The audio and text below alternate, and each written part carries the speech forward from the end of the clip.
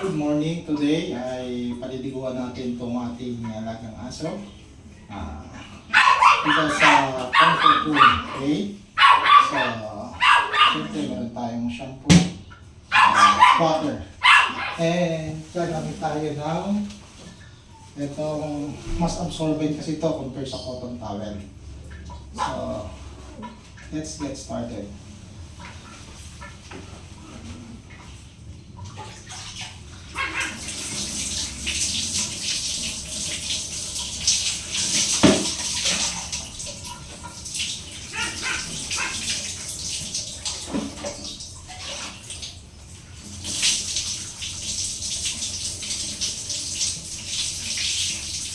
So, gumagamit lang tayo ng tabo kasi pwede na tayo gumamit nitong subukan natin kung okay sa kanya yung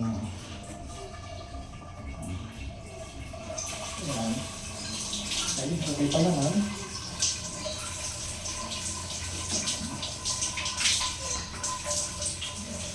Yung mga aso kasi na takot sa shower, ganitong nozzle. So, mahina lang yung pressure na water natin para hindi siya masyado matakot. So, gumagamit din tayo ng timba, ng chair para elevated yung aso natin. Kasi pag hindi elevated at nasa ground floor lang, nasa floor lang siya, may tendency tumakbo yung aso natin, lalo na pag nagkaroon siya ng tension, ganyan. Tatakbo siya, kung problema pa tayo maglabon. So, ngayon, at least kung nasa upuan siya, hindi siya tatakbo. Okay? So, shock na tayo.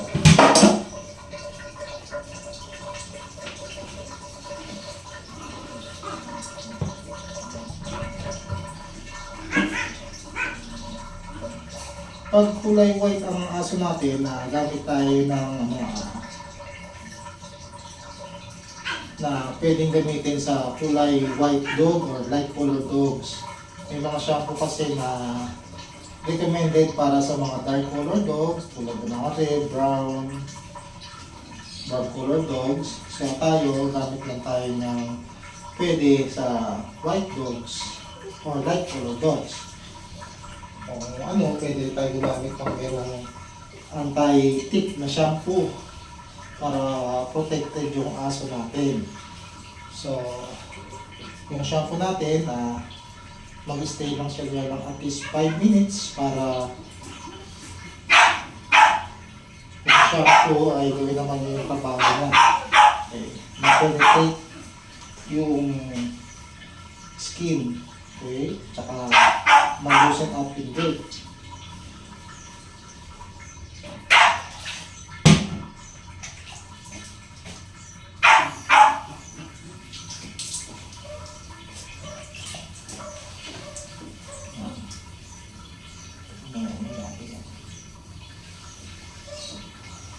Ang maganda pag sa shower room tayo ay hindi masyadong malalamigan ang aso natin kasi na confined space siya. Confined space. Kaya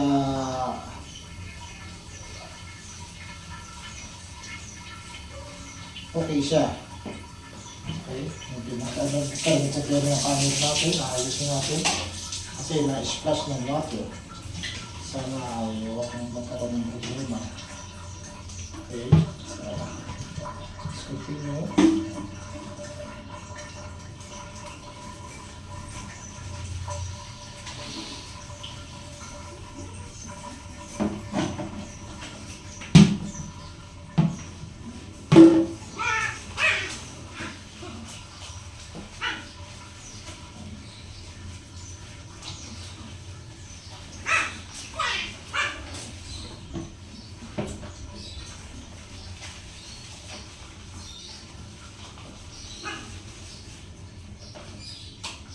Yung iba, didilute nila yung shampoo nila para hindi masyado matapang. In our case, okay lang naman yung puro. Basta Huwag masyadong madami, okay? Kasi sayang din naman yung shampoo eh. Ganun din naman yun eh. Marami to konti, marami to konti, parehas lang. Kung gusto natin na mas malinis, ulitin na lang natin ilipot sa shampoo sa aso natin.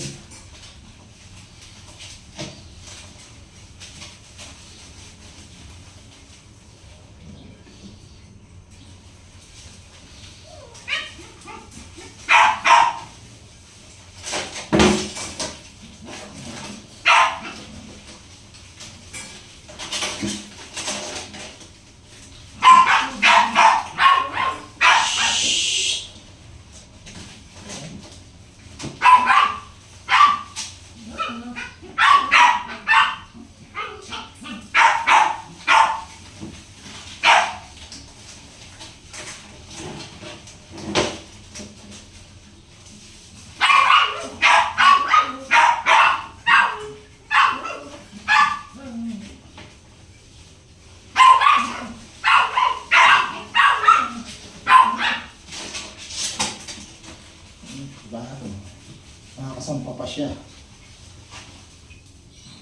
Ito.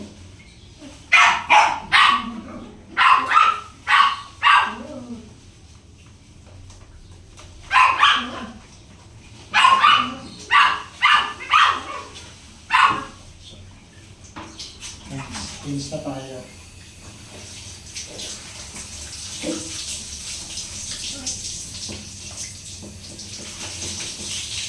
Okay.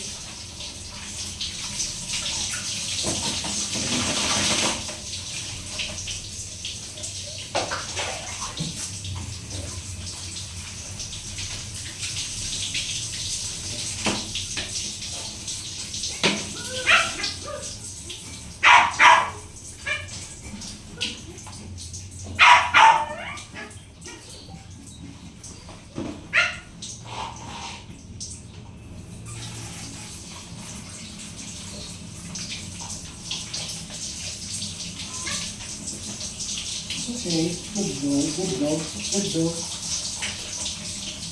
Good dog. Good dog.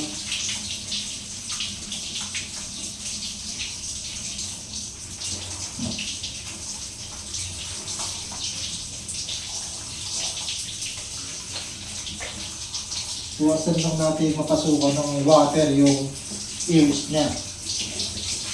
Para safe.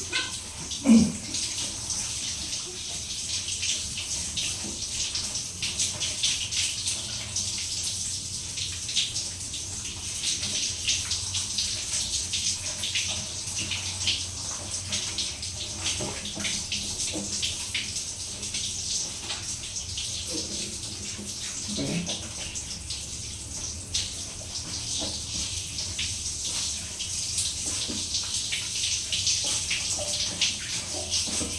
Okay.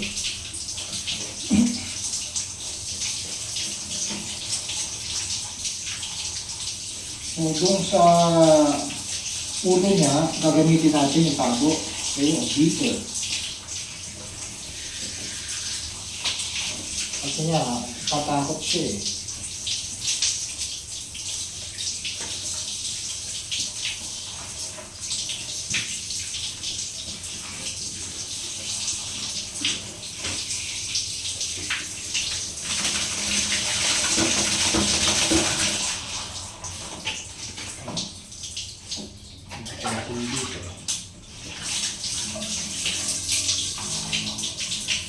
Good job, good job, good job, good job. It's okay. It's okay. I-comfort muna natin siya para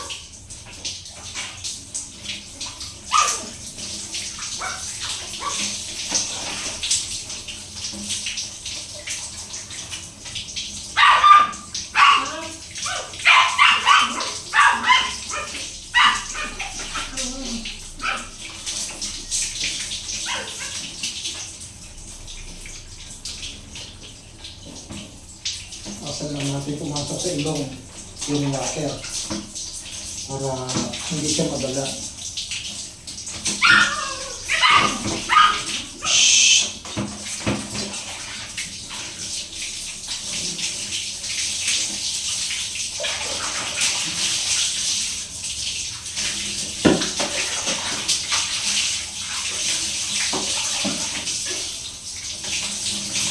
Okay, that's all. Yan. Gagamitin na natin itong ating samoy. Yan. Kasi mas absorbed ito. Dito sa total.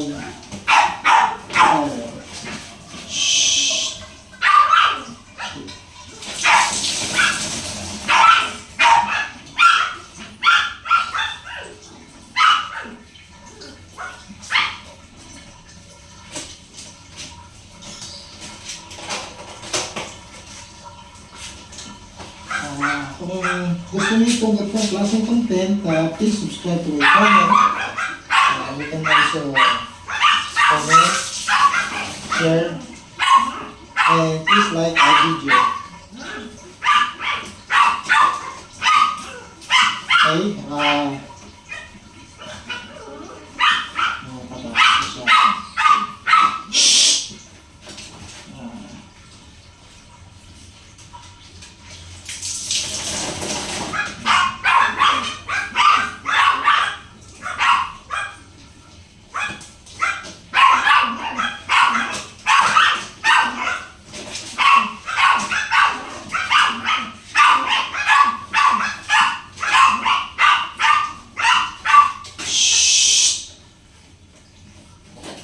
hey.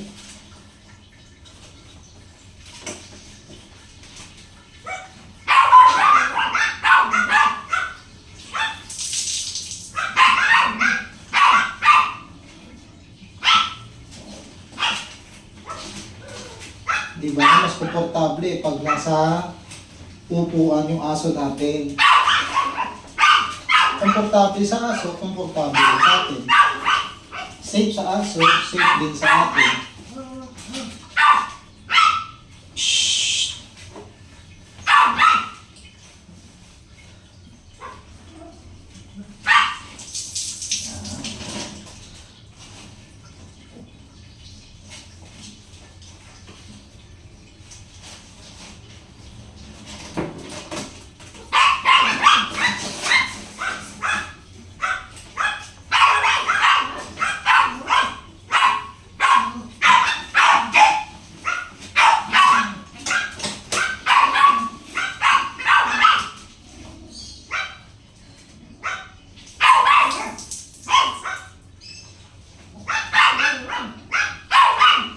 Mas tuyong-tuyo yung aso natin pag gumamit tayo ng itong absorbent cloth.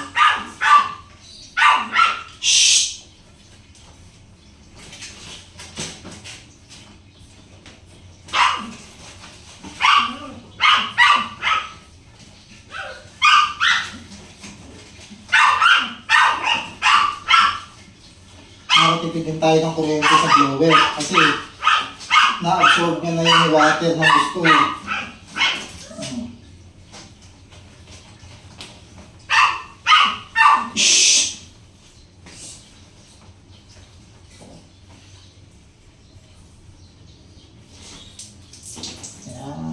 Okay. And that's our video for today. Thank you very much for watching and see you again in our next video. Bye bye.